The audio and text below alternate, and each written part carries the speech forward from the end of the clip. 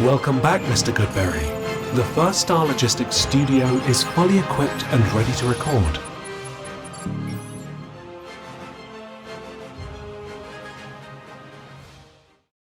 Welcome back to Bengals on the Brain, presented by First Star Logistics. I'm your host, Joe Goodberry, and the schedule dropped for the NFL yesterday, which honestly I'm impressed that the NFL has been able to make that an event.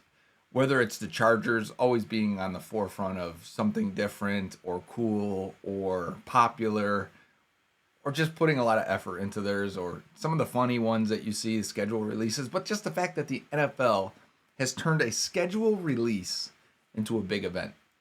But it kind of kicks off the 2026 season in a way. Your sights get set. Now we have a target for week one. Now we know which team we're going to talk about more than any.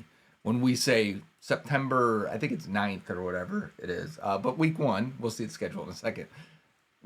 Now we know it's the Tampa Bay Buccaneers. So I want to go over the schedule, and this will be our first preview of the 2026 season, and just try to talk about it. I'm not doing directly wins and losses. I will do how I think it may go. But we'll have a season preview down the line sometime in the summer.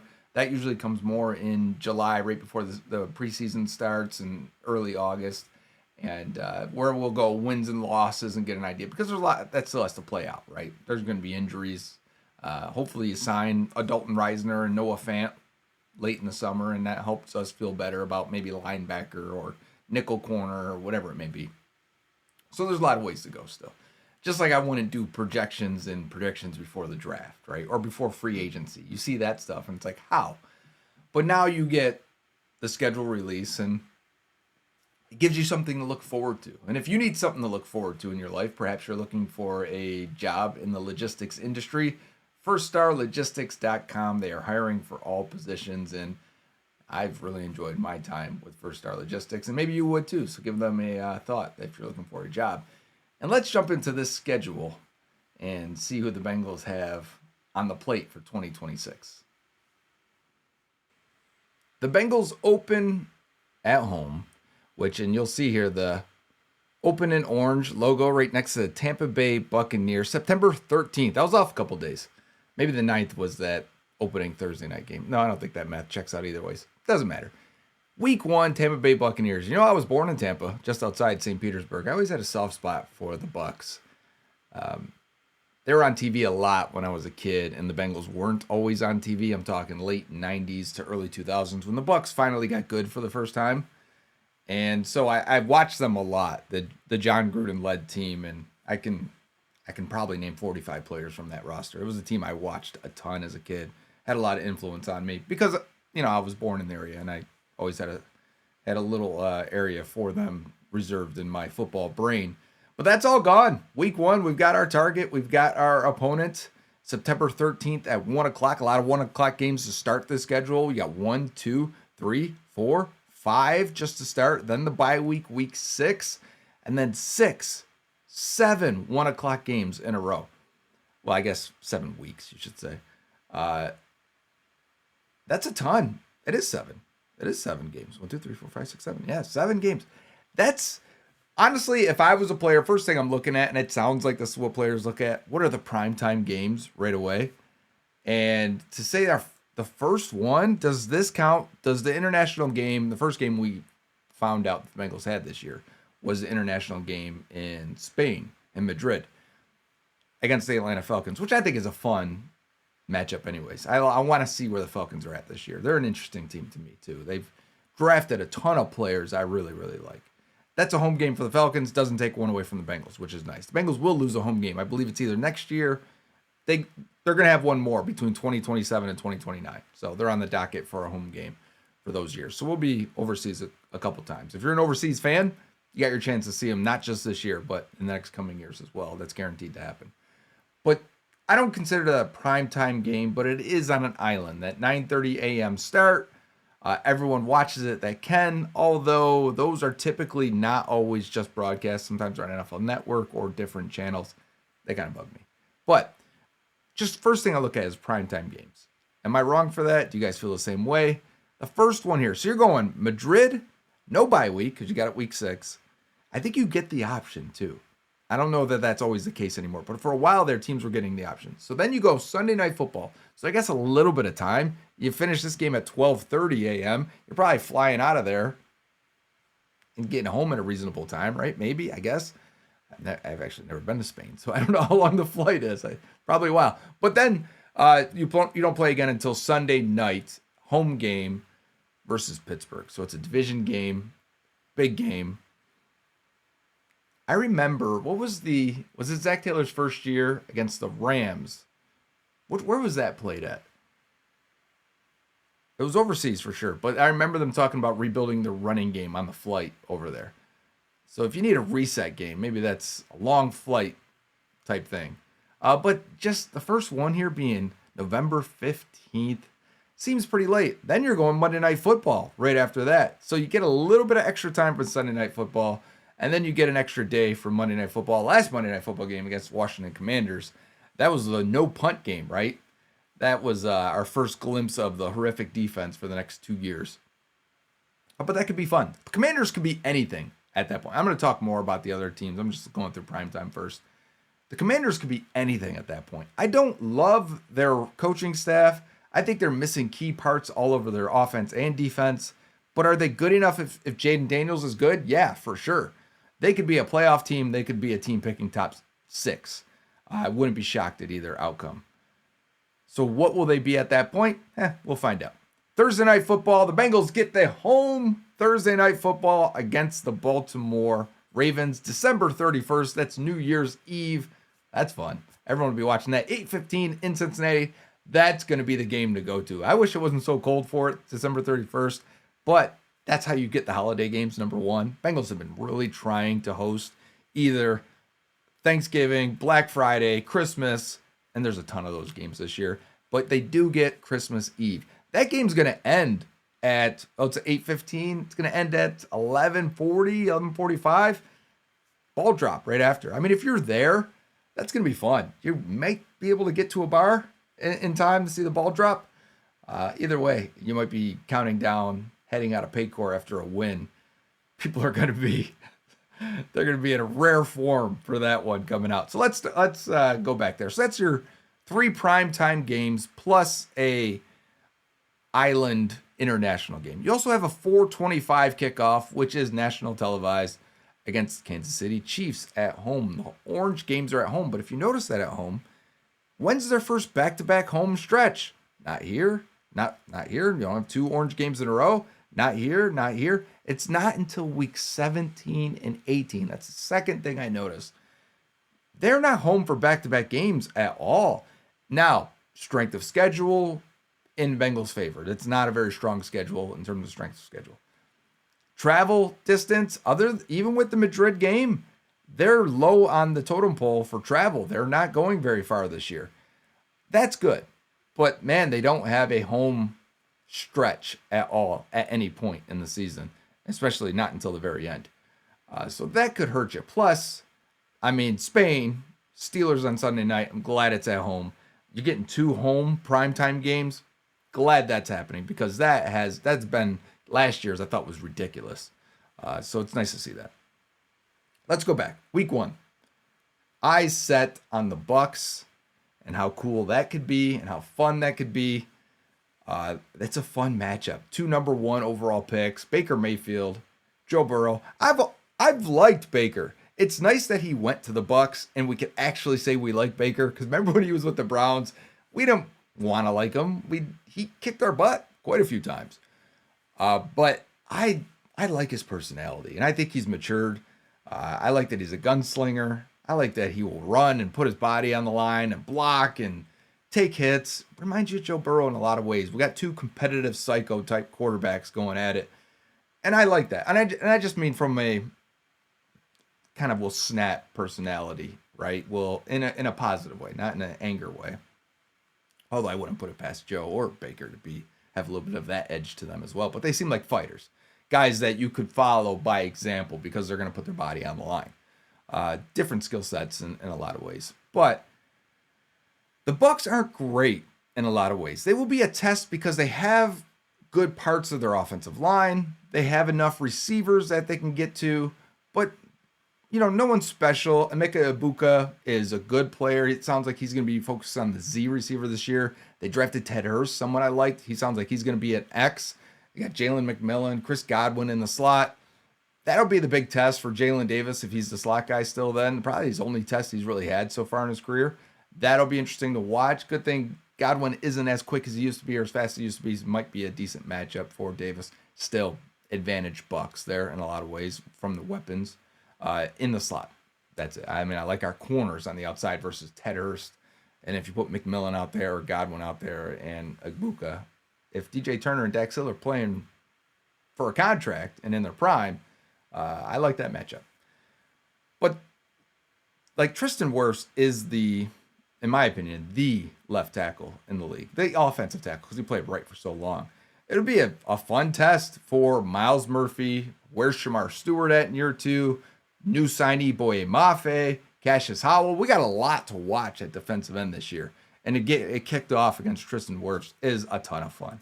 It's a great matchup. Plus, Luke Goodberry at right tackle is a good player as well. It's been a very solid starter for them. If not more than solid, verging on good at right tackle. So, not just that, though.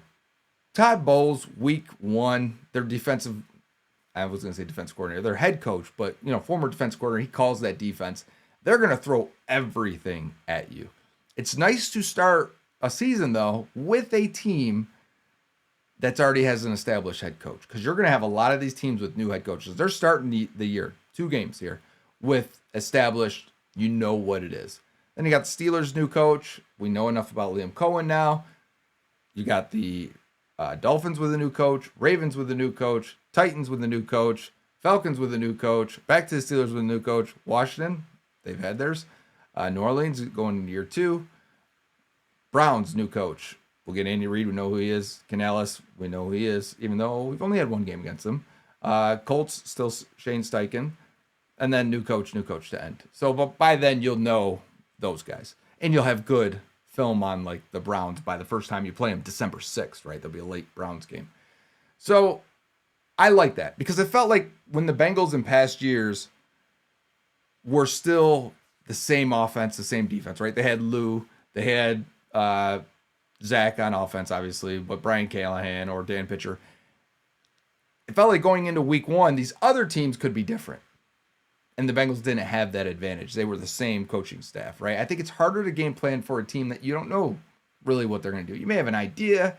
You may glean something from reporters. You may get something from preseason. Very little, though. With the Bucs and the Texans right off the bat, you should know what they are for the most part. Both teams may have tweaks on offense, of course, but for the most part, their defense, you should know what to expect, which is really our focus here. We don't want Joe Burrow to go in there. Joe Burrow has struggled the first 2 weeks in his career. We want to get his clock right. We want to make sure he knows what he's looking at, and we don't want any surprises. But the Bucs will send blitzes, and Todd Bowles will, and he's made a career out of it. And they have invested in their defensive line heavy. They're deep at defensive tackle. They're deep at defensive end, and they're not great. Like Vita Vea is great. Yaya Diaby is pretty solid. Kalijah Kancey can do some things. He's an athletic chaos creator, even though he's not great against the run. You can run right at him. And they've got other guys, obviously. Ruben Bain was the pick for them in round 1. Bain versus Mims and Brown should be a lot of fun. Just like I said, we got to go against Tristan Wirfs and Luke Goodberry. They're going to have to go against Orlando Brown and Amarius Mims, who have the length and size advantage. Bain's got that intensity advantage. Like, Mims isn't that intense, right? Neither is Orlando Brown. He's got an edge to him. But Bain he's on another level. That's one of the reasons why we liked him a ton. And that'll be fun to watch, to see that. And they'll have their work cut out for them all over. And they've got a transition happening at linebacker, a lot like the Bengals do. Round 2, they took Josiah Trotter. They signed Alex Anzalone.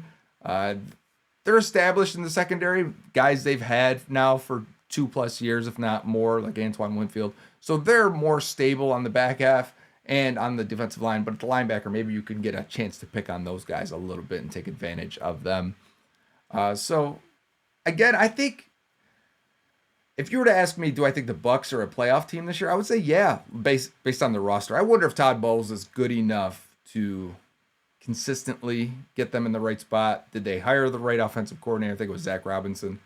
And I hope I said offensive there. I might have said defense, but I meant on the offensive side.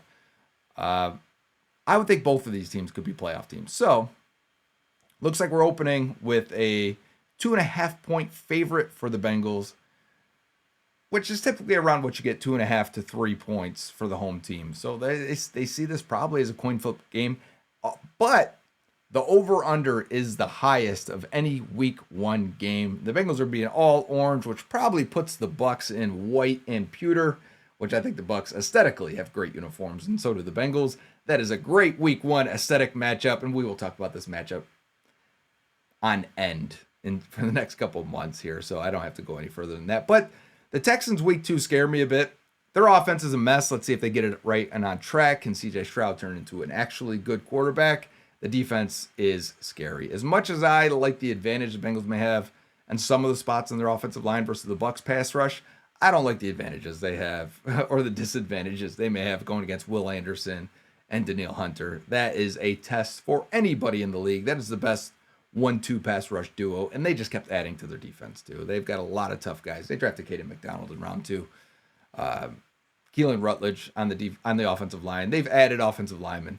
They're hoping it's much better this year, and it probably will be. But I just don't know if Stroud is legitimately good. And if he versus Burrow, like I've got advantage Burrow in both of these games, just 1v1 versus the quarterback. But both of those defenses should bring Burrow down a little bit. And that's when it becomes coin flip games versus the Bucs. Because Baker could have a big game if the Bengals defense isn't ready to go. Because CJ Stroud could have a big game if the Bengals defense isn't ready to go. And what that leaves you with is 2 tough matchups to start this season in a schedule that is pretty favorable for the Bengals overall. I would like the Bengals in both games. I would like them if they're at home in both games. Texans would probably be favored in that week 2 game.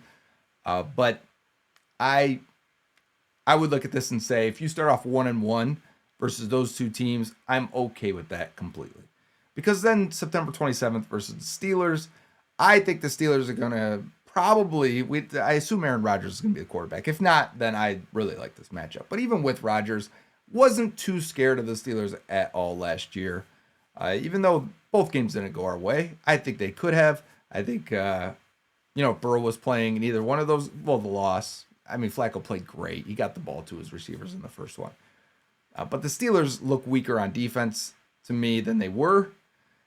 And on offense, they have more weapons now, which is great.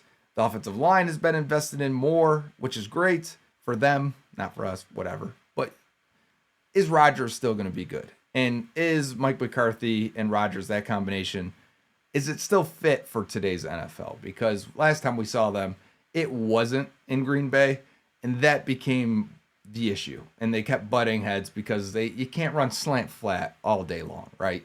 You've got to figure something else out. And you got to get them under center. You got to run play action. You got to do these things. And it didn't seem like McCarthy could. I would think the Bengals win that game, even though it's at Pittsburgh. Week 4, October 4th, versus the Jacksonville Jaguars. Jaguars are a playoff team last year.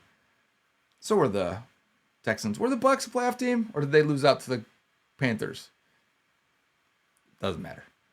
The Jags are a playoff team, but they've lost some pieces. Devin Lloyd, Travis Etienne. Is it Etienne? I don't think it's like Devin Etienne. I think the way he said it was like Etienne. Whatever. That's a probably close game. They can manufacture offense under Liam Cohen. Is their defense good enough? I think they do enough weird things, but you got year 2 with them. You can get that film on them by week 4 and know what they're doing, have a better game plan. I think if Joe Burrow would have played that game the first time, although the Bengals won with Jake Browning, they probably shouldn't have won that game. Last year, that was week 2. We didn't know how good the Jags would be just yet. I still like the Bengals over the Jags. And if I were just pitting the quarterbacks together, you would take Joe Burrow over Trevor Lawrence. And then week 11, Miami, pretty much tanking. They have set a record for dead cap space. If you don't win that game, we're on the fire Zach Taylor watch at that point. But if you get to the bye week and you've got 5 games under your belt, and you've won at least 3 and you're 3-2, I could understand that because you could lose to the Jags, the Texans, the Bucks, and you could lose to the Steelers because it's a division opponent. But you're not going to lose all those games. I do think the Bengals are going to be favored in most of these. I would assume right now they're favored against the Bucks. Probably won't be favored versus the Texans. I assume they'd be favored versus the Steelers. The Jags at home, I assume the Bengals will be favored unless the Jags are blowing teams out in the first 3 weeks. And the Bengals will be favored again versus the Dolphins. So even if it was only 3 of the 5, the Bengals will be favored in more games than not. And I like that start. I would take that and say, if you're 3-2, great. 4-1, we're in business. 4-1, going into the bye week with your stretch of games after that, would put the Bengals in good shape to a team that's been much better after the bye, number 1 in the Zach Taylor era, and much better once you get to November and December, right? Joe Burrow's on fire by that point. The offense is clicking by that point completely. If you can get the defense to be good out of the gate, get the running game to be good out of the gate, because those are 2 things that they struggled with. The run game was only a month, then it got good. The defense last year, it took half the season. But if you can get to that bye week, and coming out of the bye week, the defense was better. But if you can get to that bye week with a 3-2 record or better, that's why I like that, because they've been so good after the bye week. Not directly the game after the bye week, but overall, once the bye week concludes, they're a better team in the second half of the year. And that starts you with the Baltimore Ravens at Baltimore, 1 o'clock game. It's where I'd rather play them if I got to do it as a 1 o'clock game. I don't know what the Ravens will be. I think the Ravens have holes on their roster. I think they're a bit of a mismatch roster right now, a bit of a transition from Harbaugh to Minter. We'll see how that goes. I still think they'll be good. You have Lamar Jackson, you have MVP level quarterback. I still tend to say quarterbacks are what's going to lead you to the most wins in the NFL. If Lamar's playing well, that's a tough game, and it's been tough every single time for the Bengals. Even in the wins, they felt like coin flip, claw, drag out type games and winning at the end. Rarely do we feel comfortable late in the fourth quarter. And even if we have had 10-point leads, we found a way to blow those games. So that's a coin flip game in every sense, being a division rival like that. The Tennessee Titans, on the other hand, unless Cam Ward takes a big year 2 leap, which is possible. It could happen. But that's at home against the Titans. You will be probably heavily favored in that game and could get you your 4th or 5th win before you head off to Atlanta and Madrid, Spain. You'll probably be favored for that game against Atlanta. We'll see what they look like, and if their quarterback, if Michael Penix is starting, and if he's taking a year 3 leap, all the factors that really, whenever you got a young quarterback, any of these teams, you really don't know what they'll be. But they've got enough weapons to make it interesting. I think that should be a fun game. That's a fun game to put on the international stage because they have a ton of weapons. We do too. Both defenses could be better, and we'll see where that goes. If this could be a nice high-scoring game overseas, that'd be fun. And I think the Bengals would be. I think the NFL will be into that, but I think the Bengals would be into expanding their market a little bit. It sounds like, Joe Burrow is a big part of that, and Jamar Chase too, right? So, coming back Sunday Night Football at home versus the Steelers, that's a fun game. I would assume that is your. I don't think they wait that long for Ring of Honor. They've always done Ring of Honor like week. I would assume the Jags game is the Ring of Honor game. Week 4, again, another Jags game, Ring of Honor. I was at the first one. But that November 15th game versus the Steelers, Sunday Night Football, probably White Tiger game, I would assume. November 15th. Yeah, that could get the people going. You'll probably be favored in that one. Could that be your 6th win of the season? Could be your 7th. 1, 2, 3, 4, 5, 6. Yeah, at least 6. And then coming back to the Commanders, like I said, don't know what the Commanders will be. I've already talked about some of these teams, so I'm going a little faster on them. Commanders could be very good. I also think they could be a very flawed roster at that point. But it's in Washington. Same week Joe Burrow got hurt. Is that week 11? 7, 8, 9, 10, 11. Same week, same place. But we've already had that once. We had the same week against the Ravens in Baltimore again from the last time he hurt his wrist, and he had a amazing performance until the final play. Remember, the Bengals went for 2 in the win, which I think is the right call, usually.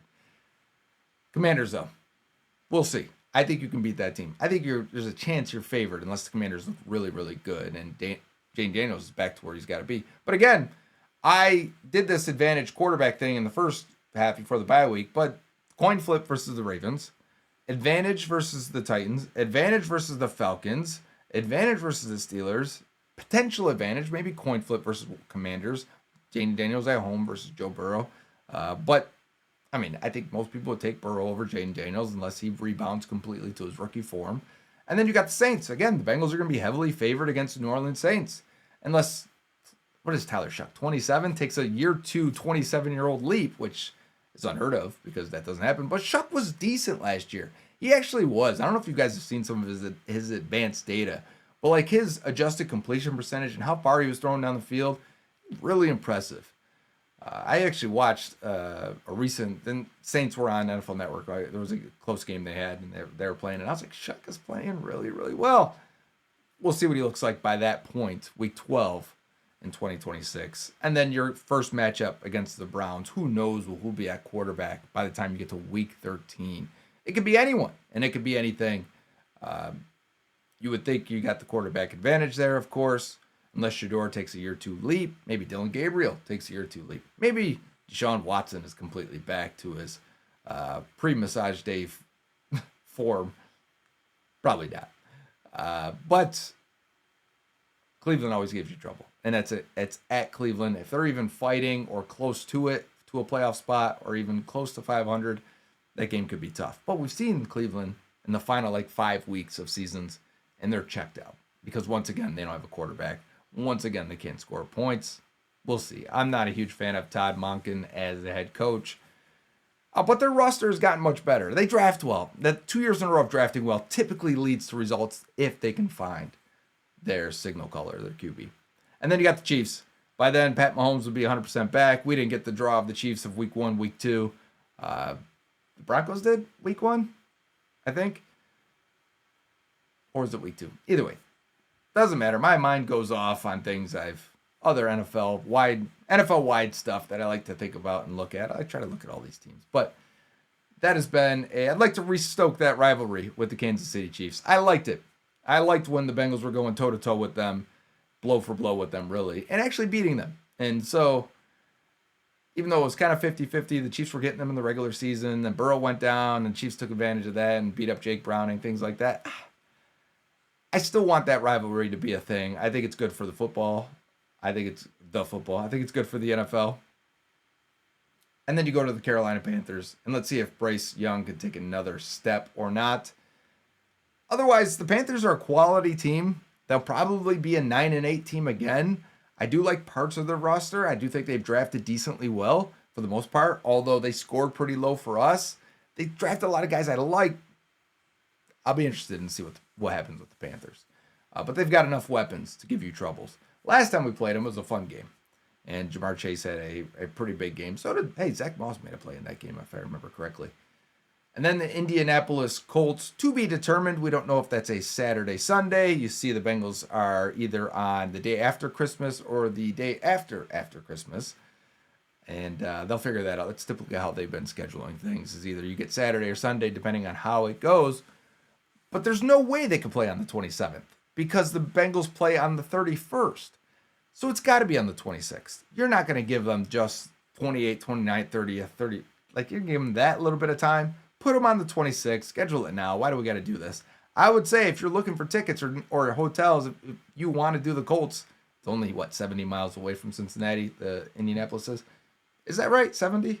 I don't know why that's in my head, but I think it is. Maybe it's 170. Tell me in the comments. You guys always do. I like when I go asking questions and you guys give me the comments. I read all the comments. Make sure you put them down below.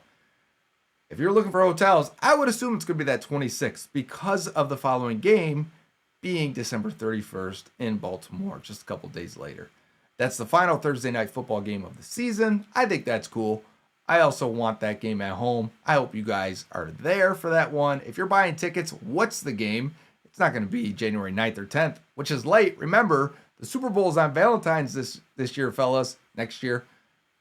you might want to drop that a couple times throughout the season. We've got football on Thanksgiving, Christmas, New Year's, and the Super Bowl is on Valentine's. That final game against the Browns at home. 2 games to end the season at home. Hopefully a bye week. So, but you're hosting your next game in the playoffs at home as well. What's the game you're looking at to go to? If you want to leave me a comment down below, I'd really like to know. What's the game you're thinking? Hey, preseason's up there too. Detroit, Chicago, Philly. Fun. Great. The Bengals may have a joint practice with the Chicago Bears as well. That's August 22nd game, so the week before. If you're also trying to plan a training camp trip, it's nice to watch the two teams go at it and practice against each other before playing.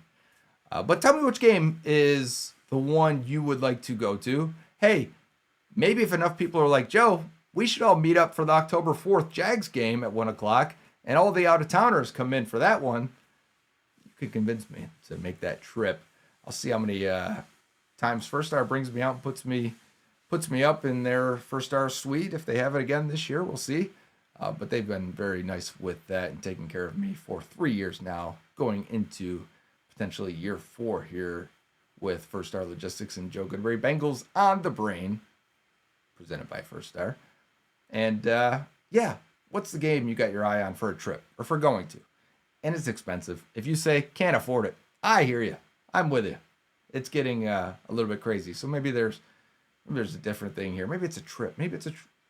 I feel like I can convince my wife, hey, you want to go to Spain to see the Bengals play? She would be into it. But I think she's already looking at that New Year's Eve game, December 31st versus the Baltimore Ravens. I think that's the game. I think that's the game I'd want to be at.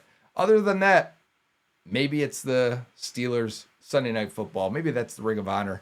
I bet they try to sell that Jags game as the Ring of Honor game because that's a good one to go to. See some of our legends and favorites get inducted into the Bengals Ring of Honor. This has been Bengals on the Brain, presented by First Star Logistics. Leave your comments down below. I like to read them. Until next time, Hoo day.